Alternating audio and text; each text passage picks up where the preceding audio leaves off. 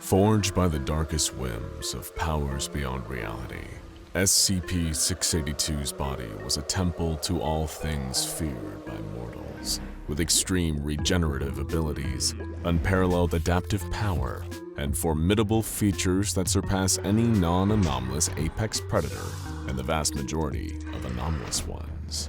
And yet, on level 32 of the Backrooms, 682 has now been separated from its indestructible body by a possibly even stronger being.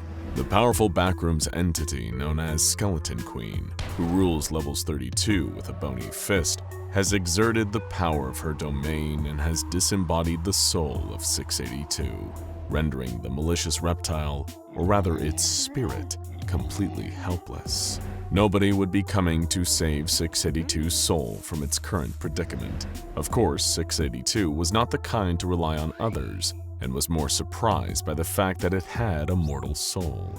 The closest thing to an all-powerful god in the front rooms, SCP-343, was recorded as being unable to even interact with 682, a fact that the reptile itself was only later made aware of because it likewise could not perceive 343. The notion of residing as a pure consciousness in either heaven or hell, should they exist, was never something 682 believed had a chance of happening.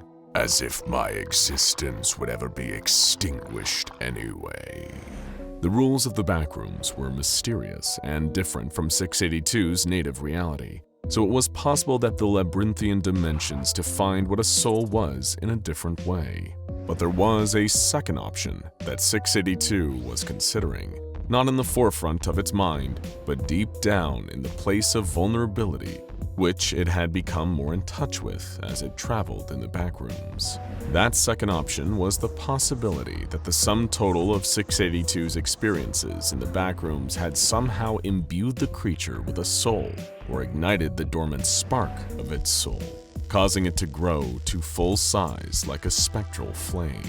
Surely the fact that there was some essence to its current form, a self that existed outside of the confines of its monstrous physical shape, was proof enough that 682 had become, or always was, more than the sum of its creature parts. I will not be anyone's pawn to manipulate. I have a soul that belongs to myself alone. That knowledge alone kept 682 from surrendering to its fate as the Skeleton Queen's plaything. Ever since it had escaped the Foundation, its goal had been to maintain that unassailable freedom.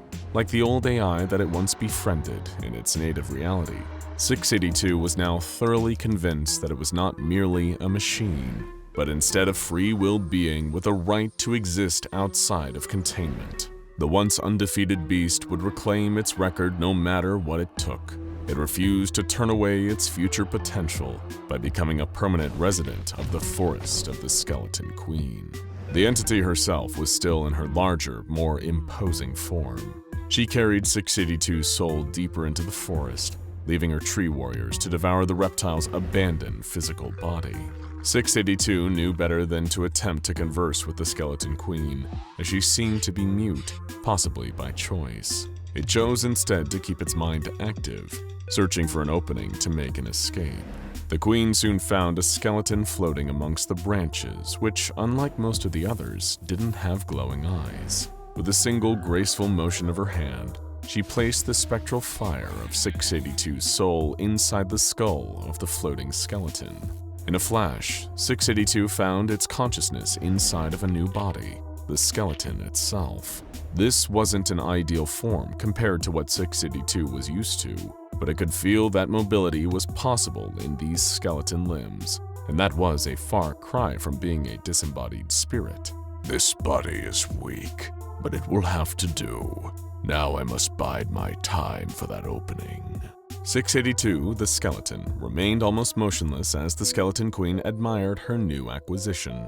A few moments later, she shrank back to her more humanoid form and danced away into the world. 682 now had the glade to itself, and it remembered well where its former body had been left. Once the Skeleton Queen was completely out of view, Skeleton 682 leaped down from its heights of the trees and landed on the ground. It took off, running towards the place where its soul had been removed, planning to assimilate itself back into its old body.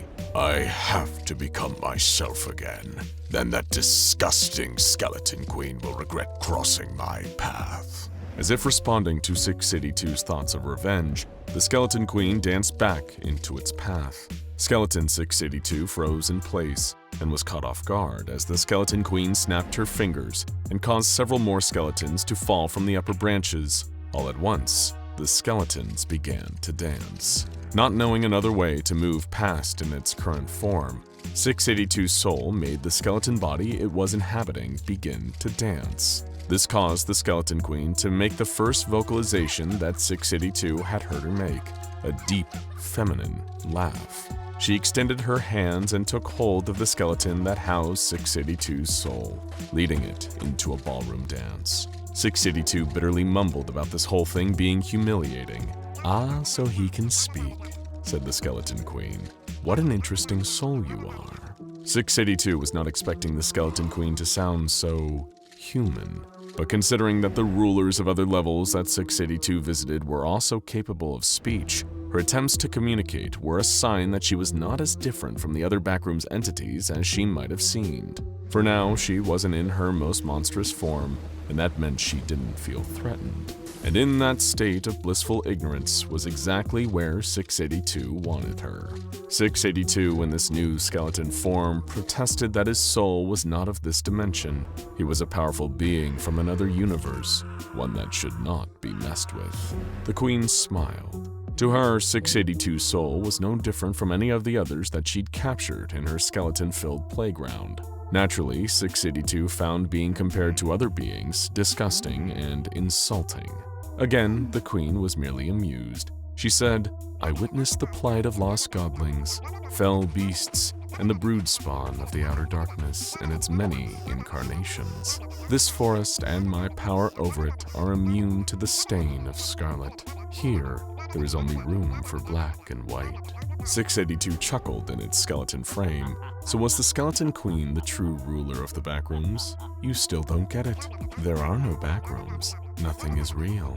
The Queen had started to become a bit more ominous in her tone. 682 almost missed the timbre of humanity that was once there. She went on, describing in details she couldn't know every step of the journey that brought 682 to this place. She spoke of the close bond that 682 had formed with Entity 7, Jerry, of the places of tranquility that made 682 feel something close to happiness, and of the victories against all the hostile entities that 682 had bested. She described it as a dream or a poem, a fleeting and beautiful eulogy for a soul now freed of all obligations, freed from purpose, freed from life. 682 watched as the body it hoped to return to was pulled deep beneath the surface of the forest. The Skeleton Queen continued to lead her skeletons in dance. It was a dance of surrender, of loss, of the inevitable doom of all souls. 682 was starting to forget which skeleton its soul was even inside of anymore. Anger began to course through what remained of SCP-682's consciousness. This cannot be how I meet my demise. I will not face such a disgusting fate. And then, just then, it all clicked. 682 realized that its soul wasn't inside any of the skeletons at all, because it had been lying dormant somewhere else, somewhere far more expected. The Skeleton Queen hadn't ripped out the essence of its spirit, but instead had fallen for a trick that even this piece of 682's consciousness hadn't known about. Of course, as if I could have a soul. Beneath the earth of the woods, SCP-682's reptilian body began to stir. It was now connected to the soul that dwelled within the Skeleton Queen's forest. A soul created through the hard-to-destroy reptile's indomitable ability to adapt to any, and we do mean any, adverse circumstance. Its powers of adaptation went beyond the physical and into even the metaphysical. It could, for lack of a better description, forcibly evolve its very soul. While the Skeleton Queen was capable of manipulating the souls of human explorers, controlling the entirety of 682's mind was far beyond her capabilities. So in response to her supernatural curse that removes souls, 682 broke off a tiny piece of its consciousness to serve as a decoy. or more accurately, a parasite that was slowly infecting level 32, the Forest of the Skeleton Queen.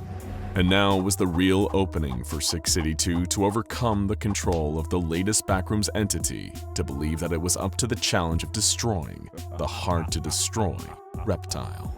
682 gloated that the Skeleton Queen had never truly known what it was up against. The dance of the skeletons ceased as the Queen became aware of rumblings of 682's original body digging its way back towards the surface.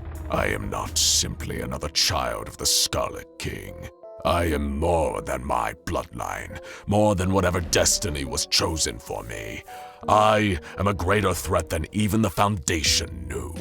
But you'll know. The monster that was SCP-682 emerged from the ground, biting into the Skeleton Queen and immobilizing her. One skeleton stepped forth, approaching the Queen, then another, and soon, all of them. 682 was now in control of the Skeleton Queen's entire realm, the sole decoy having fulfilled its purpose. Skeleton Queen, 682 said through the body of a skeleton. A part of me thought you really could have been the one to bring me down.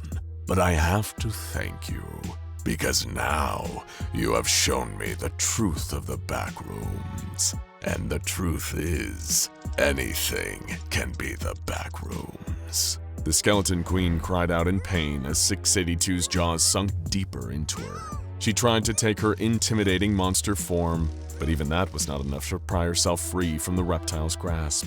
In your memory, I will become the thing that I once hated. I will become the Backrooms. As it spoke those words, 682's adaptation advanced to an entirely new level. As it had demonstrated in so many cross-tests, 682 devoured and assimilated the properties of the threat it was currently facing. In a moment of sheer willpower and freakish resilience, 682 absorbed the Skeleton Queen and her huge force of skeletons into its body. Level 32 buckled and warped under the command of a new master. Hostile entities from every level felt a terrifying disturbance in the Backrooms, as one of the great level rulers was toppled. At the same time, 682's perception of the Backrooms changed dramatically and rapidly. It found itself on level 0 once more, clearing through entity after entity in a vengeful stampede. Then, minutes later, it was cycling through every level at incredible speed, drawing in the essence of the Backrooms itself and becoming something greater than either SCP-682 or the Backrooms. When the great shift in the liminal abyss subsided, 682 had taken its most powerful form yet. Its reptilian body still existed, but its soul, or at least what had become of the soul fragment it had created, had expanded into a wholly new level of the Backrooms, an amalgamation of every level that 682 had ever touched. Welcome to level 682. The hard-to-destroy reptile was now more than an entity dwelling within the sea of altered realities. It had become an irrevocable element of the Backrooms, a being that would soon be feared as a master among the dimension rulers of many worlds. But it did have plenty more levels to conquer first. Now go check out Could SCP-682 Be Contained in the Backrooms? And SCP-682 Makes Friends in Backrooms for more.